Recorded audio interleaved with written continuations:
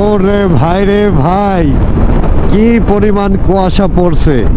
শীতের আগে শীতের ভাই, এই যে ধানও পেকে গেছে দিয়ে, কেমনে কি শেরপুরে যাচ্ছি।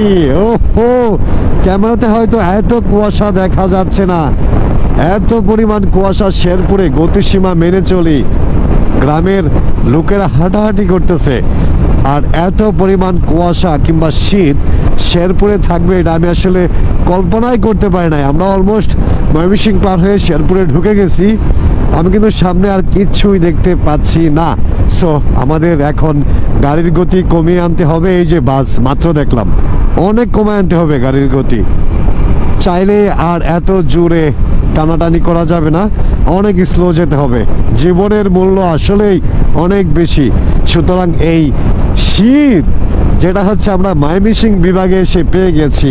আমি যখন হচ্ছে ইন্টার কলেজ খেলতে আসছিলাম 2018-তে, তখন আমাদের খেলা পড়ছিল হচ্ছে শেরপুরের সঙ্গে, আর শেরপুরের সঙ্গে আমরা সেমিফাইনাল জিতে ময়মনসিংহের সাথে ফাইনাল জিতে আমরা কিন্তু চলে গিয়েছিলাম গুরুদয়াল সরকারি কলেজ ঢাকাতে। তো সেই স্মৃতির কথা কেন মনে পড়লো ওটা বলতেছি, কারণ ওই সময় যখন খেলতে আসছিলাম এত পরিমাণ ঠান্ডা ছিল ভাই।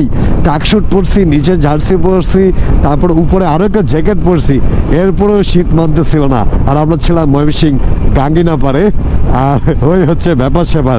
কিন্তু এত পরিমাণ শীত আসলে পাবো কখনোই আসলে কল্পনা করি নাই। আমি সামনে আসলে ওই রকম করে কিছু দেখতে পাচ্ছি না, আপনারা ক্যামেরায় কতটুকু দেখতে পাচ্ছেন আল্লাহই ভালো জানে। আর হেলমেটের ভাইজারের উপরে কিন্তু বেশ ভালোই কুয়াশা দিয়ে আচ্ছাদিত হয়ে গিয়েছে। এই হচ্ছে শেরপুরের অবস্থা। শেরপুর জেলা শহর থেকে আমরা এখনো প্রায় 20 কিলোমিটার দূরে আছি, তবে যাচ্ছি। দেখা হবে, কথা হবে রাস্তায় রাস্তায়। আর দুই পাশের কলা গাছগুলো দেখতেও কিন্তু বেশ ভালোই সুন্দর লাগতেছে। ছোট্ট ছোট্ট রিলস আকারে আপনাদের সঙ্গে রাস্তার এই ছোট্ট ছোট্ট গল্প শেয়ার করব এবং সকলে মিলে একসঙ্গে এনজয় করব। কথা হচ্ছে রাস্তায় রাস্তায়।